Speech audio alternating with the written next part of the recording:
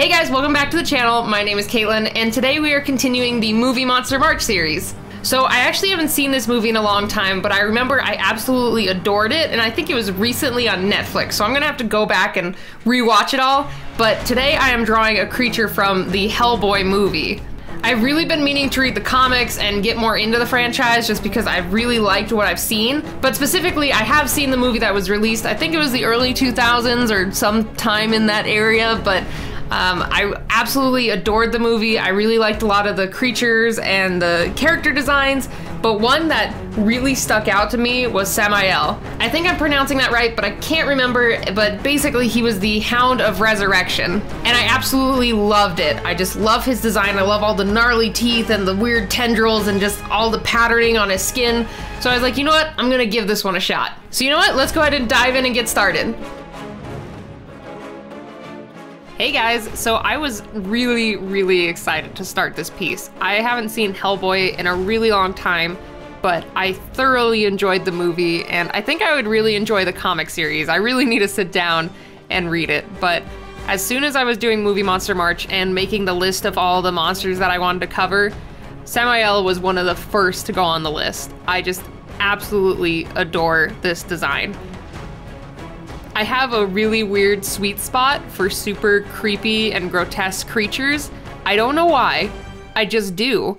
And I've actually had this kind of love affair with creepy creatures since, like, I don't know, 7th grade probably.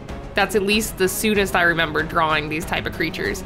And I just absolutely love Sammael. Like, his design is just so intricate, and I just absolutely love it. And it was really cool when I was prepping for this piece. It was really cool to look up all of the different sculpts and costumes and pieces and everything they made for the Hellboy movie. It was really dang cool to see the behind the scenes. And man, I found this really cool sculpture of him on Amazon, and I was like, oh man, I kind of want it, but it's also like almost $200. But maybe I don't want it that much. Like, it's really cool, but man, that is expensive. I would much rather put money towards having, like, I guess the bust of him. That would be really cool, but also super creepy, but I would love it. Just have a big, like, wall-mounted head bust of Sammael. That'd be pretty dang sweet. And actually, I had the most fun drawing his head. There's so much detail just in his head in general that I absolutely adore. Like, I really like, it's kind of like they used almost like a horse jaw and combined it with a hound jaw, because the teeth are more canine, but then with the teeth sticking outward like they are, it kind of reminds me of like a rabbit or a horse. At least in my head, that's what I see. And just the overall structure is really interesting. And I also really dig his 3-pronged tongue. I was actually looking up videos to reference him, and I totally forgot that that tongue was like an extendo whip. And there was this one scene of Hellboy fighting him in the subway where he saves like a box of kittens, but then he gets grabbed by the tongue, and I totally forgot about that. I forgot it had this giant grabbing capability, and it just made it so much better. So I really wanted to for sure get this big, growling, roaring look with his really cool head sculpt and tongue being really prevalent, because I really like the design, specifically of the head. I don't know why, it's really cool and creepy, and I just like the texture overall. It kind of reminds me of bones, but also this like grotesque skin, and I don't know how to describe it. I really dig the head. And then for the rest of the body, I actually really like the design that they did for his hands, or I guess you could call them claws, where the middle finger was kind of like this extending hook finger. I thought that was really cool, and how they use that in like fighting in general in the movies. But then I was thinking about it, I'm like, I don't know how practical it would be to walk around on that. That would probably hurt, at least to a certain extent, unless I guess his knuckles and other things are probably built like that. But I always wondered if there was a way, because I know on the toys and the sculpt, it made it look like the end of the finger could like almost attach to the elbow. But I'm always wondering, is he like constantly flexing it to keep it down and then opening it to claw it? I don't know. It would be interesting to figure out the mechanics behind that and the anatomy. I can kind of imagine just the muscle structure it would take to make that finger work, but I don't know. It's all speculation, and that's... Sorry guys, that was me rambling off and being nerdy about freaking character design and anatomy design. I don't know, I always found this character really interesting, and I like all the little components they add to him. Like I said, that finger claw thing is really cool, and it also makes for a really interesting silhouette. So like if the character is sitting or is just kind of in an attack pose, it's interesting to see this opening in its arm. Like if you just saw the silhouette by itself all in black and then you see this opening, I mean, your first thought might be it kind of does look like the arm bone where it has two separate curved bones. So it just would bring your eye to that, and it would be really interesting. So I think they really nailed it with the silhouette of this creature in general, just because there's so many interesting parts, and God, I love it. I love it so much. So even though I do really love this creature and I love his design, he was actually really hard for me to paint. I tried to push myself to try a couple different painting techniques with him, or I don't know, to try to do like a layering effect, because in my mind I knew how to do it, but for some reason I just couldn't execute it digitally. There's a really big foam sculpture I did back in college of just a dragon bust, and I really like how that turned out, and my teacher taught me a painting technique of like dry brush stippling in a way. So you first put on your base coat. So my dragon thing was all purple, so I took a spray paint, just matted the whole thing in purple, and then at first when I was doing it on my own, I just, you know, painted one whole area white because that had bone, and I painted one whole area this off purple because that was a boil, and different things like that. Like I did the literals. And he came in and he's like, you know, that's a good place to start. It's good to start with the base colors, but then do this. And he showed me doing a couple of different colors and getting a dry brush, not wet, and then just stippling it.